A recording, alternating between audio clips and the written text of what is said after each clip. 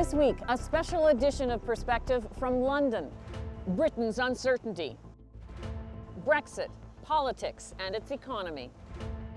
Hello and welcome to a special edition of Perspective from London. Brexit has begun. This week, just as Prime Minister Theresa May's cabinet was trying to hash out some of the terms of what's being called the divorce settlement, two agencies of the European Union announced that they will move their offices and some 1,000 jobs from London to Amsterdam and Paris. After recently losing two cabinet ministers in a week, Prime Minister May have cooled some of the political upheaval for now. Order! Order! But there are still deep divisions within her Conservative Party and within government. Mr. Speaker, when it comes to Brexit, this government is a shambles. 17 months after the referendum, they say there can be no hard border, but haven't worked out how. They say they'll protect workers' rights, then vote against it. They say they'll protect environmental rights, then vote against it. They promise action on tax avoidance, but vote against it time and time again. Isn't the truth this government has no energy, no agreed plan, and no strategy to deliver a good Brexit for Britain? The party in this Commons that has no clue on Brexit is the Labour Party. But week in and week out, the right honourable gentleman comes to this House and talks down our country and is pessimistic about our future. Well, let me tell him, I'm optimistic. I'm optimistic about our future. I'm optimistic about the success we can make of Brexit. I'm optimistic about the well-paid jobs that will be created. I'm optimistic about the homes we will build. That's Conservatives building a Britain fit for the future. All he offers is a blast from the past. Beyond the Commons, those sharp disagreements, illustrated by the Brexit vote, still echo throughout the country. We are petrified of what's going to happen. I think Brexit does pose some worries, but only if this government remains in power. There should be no doubt whatsoever we are leaving, and we should be excited about it, frankly. Britons are overwhelmingly preoccupied by Brexit and the uncertainty of what lies ahead for their country. We'll assess the political turmoil, take a look at the economic debate, and ask what we should be watching for. We begin with Jonathan Freedland, a writer and author who currently writes a column for the Guardian newspaper. He also contributes to many other publications, including the New York Times. I spoke with him at the Guardian offices. Britain at this point has variously been described as unmoored in the midst of an identity crisis. How would you describe it? I think Britain is in a kind of limbo at the moment between a past that it understood quite well and a very uncertain future, and it's contested. And that's why there's this uncertain feeling now, because people don't know which way it will go. You have one group who are the people who voted and campaigned strongly against leaving the European Union, against Brexit. And I think at the sort of elite level, opinion former level, they are clinging still, many of them, to the idea that this is not going to happen, that Brexit won't happen and Britain will remain or return to the kind of country we understood before the referendum in June 2016. That's one group.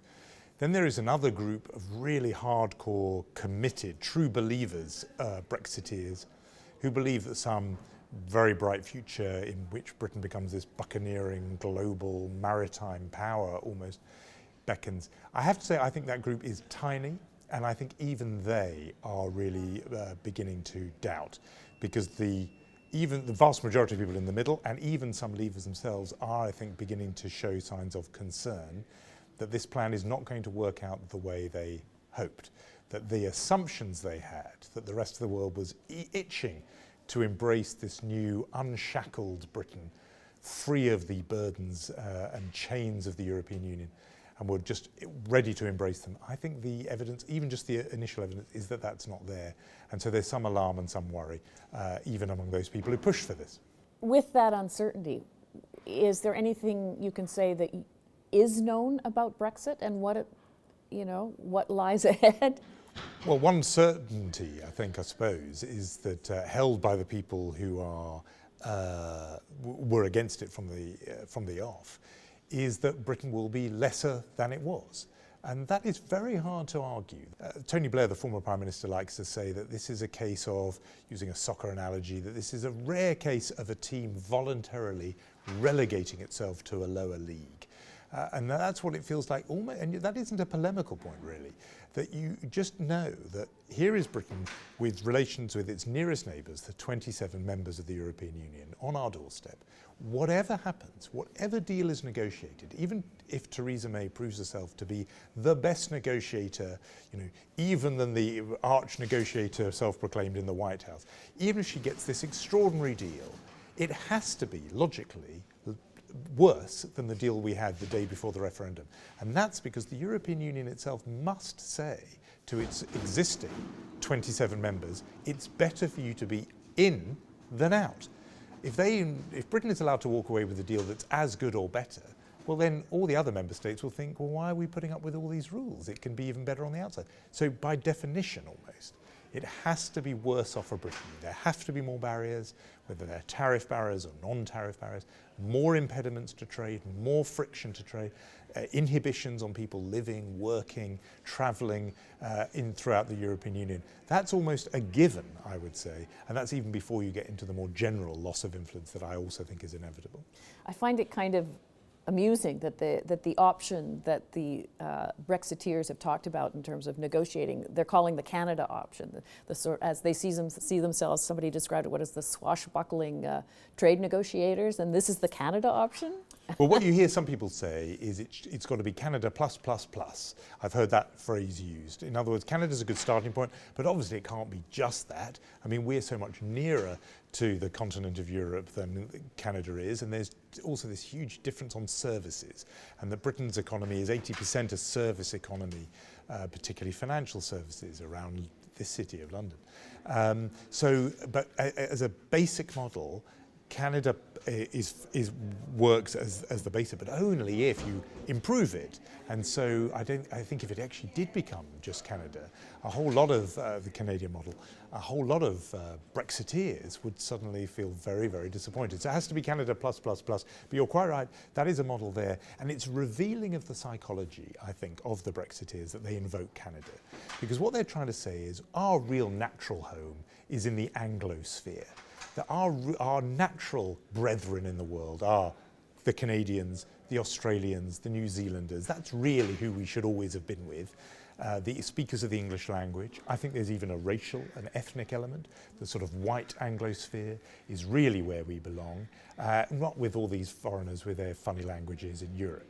I think that underneath it is what's driving some of that comparison, and the notion of Britain being as distant from the continent of Europe as Canada is, obviously not geographically or physically, but politically, that appeals to some of the more ideological, even actually the word I would use, theological Europeans. For them, this anti-Europeans and Brexiteers, for them this is almost a religion. This issue has become. Adding to the uncertainty around just Brexit itself is, I mean, the whole question of whether the May government will even survive to see these negotiations through. Talk a little bit about just how vulnerable this government is. I mean, Britain's great misfortune is that it's now dealing with perhaps the greatest policy crisis since 1945, the hardest thing to do, and even Brexiteers say this is on a par with defeating the Nazis. The head of the Vote Leave campaign actually said that. This is a task of that scale. It has a task of huge difficulty and enormity. At the very same time, it has perhaps the weakest government for 40 years. We had governments like this, minority governments in Britain in the 1970s, but not since then. And you have at the top of it an extraordinarily weakened individual in the form of the Prime Minister who personally staked her authority on a general election that she didn't need to call, whose sole purpose was to increase her authority and her strength. And that backfired. What meagre majority she had, she threw away. Has no majority, dependent on the votes of a handful of members of Parliament from Northern Ireland. So weakened Prime Minister, divided and weakened government, dealing with a task that requires maximum political strength. I mean, it is a perfect storm, the worst possible set of circumstances for a question like this. I've heard some of the leading Brexiteers, Michael Gove, Boris Johnson, the sort of faces of the Leave movement, even outside of Britain, described as a government within a government. Tell me what that really means. And that was a phrase used by a fellow Conservative, a former cabinet minister, who said they're like a government within a government. Because of the, because Theresa May, who was herself a Remainer, an anti-Brexiteer, she inherited out of the rubble that came from the referendum. David Cameron walked off and resigned. She comes in as Prime Minister. It was seen as obvious that she would have to balance her cabinet, almost like the old 19th century cabinets in Britain that would have to have a balance on the issue then, same issue as now really, on free trade. She had to balance these ideological factions, so she would have to have some Leavers and some Remainers. And she has the now, she didn't do it straight away, but she has the, as you absolutely say, the faces of the Leave campaign around her table. And they're there really to vouch for her character, almost, for her reliability as a guarantor of Brexit. She's saying to the Brexiteers, you don't need to worry about me going wobbly on Brexit. Look, I've got Boris and Michael at my side around the cabinet table. But the others around the table, most of them actually, a majority, are like Theresa May, who herself was for Remain. They're people who thought this was nationally reckless to do this. They're in this government, they say they're all committed to Brexit, but they are in the person of the person who, as we speak, is still Chancellor. Who knows what will happen in the next 5 minutes? But Philip Hammond is a strong Remainer. And these are the people who are trying to say, let's soften Brexit, perhaps dilute it, let's delay it, cushion the effects of it. And there are others around the table who are saying, not only must we definitely do it, we've got to do it quickly, because they are, I think, worried that if you delay, the contradictions, the weaknesses, the flaws in the Brexit project will become more and more apparent the longer the time goes on. So it's absolutely, there are two governments within a government, if you like. There's a Remain one and a Leave one, and they are pulling in very different directions. As they are within the Labour Party.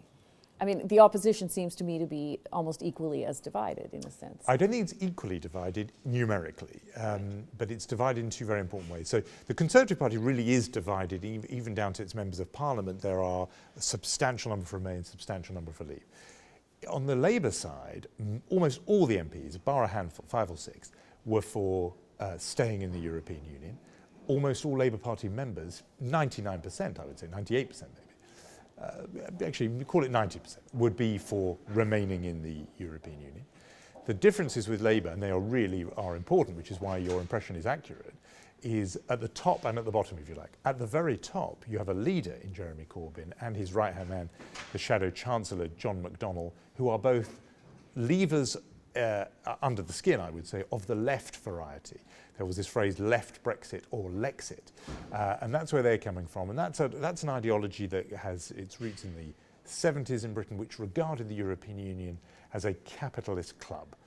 And if you're on the far left, associated with the figure of Tony Benn, which Jeremy Corbyn and others really followed, they believe it's undemocratic, it's a capitalist club, and we're better off out of it. And so Corbyn, who now leads the party, voted against all the treaties, Maastricht and Lisbon, that made the European Union closer. So that's him. And he, though, accepted his party was Remain. He would follow the lead set by his party. But the other group you have is Labour voters. And there's something like 7 out of 10 Labour seats, industrial heartland, working class, traditional Labour bastions, to use all that now in some ways dated language. But those seats, 7 out of 10 of them, by one estimate, voted to leave. These are Labour voters, many of them who felt left behind, who felt it was a good opportunity, the referendum, to change their circumstances and protest. And so you have a leader and you have a Labour electorate who are potentially Leavers, and a Labour Party membership and parliamentary party MPs who are for Remain. So the divide is much subtler than it is with the Tory party, but it is there. What should we be watching for? I mean, it is such an, I mean, as a journalist, first of all, I mean, politically, and then also just in terms of the negotiations around Brexit itself, what are you watching for? Well, I'm watching for the words of one Labour former cabinet minister who said that in the end, Brexit will stop Brexit. And what he meant by that was the policy is so fraught with difficulty, let's just put it mildly, that it itself will come to seem impossible. So the things I'm really watching for are industry and business. Does there come a point where they turn to really the country, but certainly to Theresa May and the government, and say, You just can't do this in this way without wrecking this economy. And so I'm looking all the time at signs that, and they're coming, of banks and others saying we're relocating. Some 50 banks have contacted the European Union about shifting their headquarters to Frankfurt or other places. And the big car companies, for example, who are kind of totemic, Toyota, Nissan, who have huge car-making plants in this country.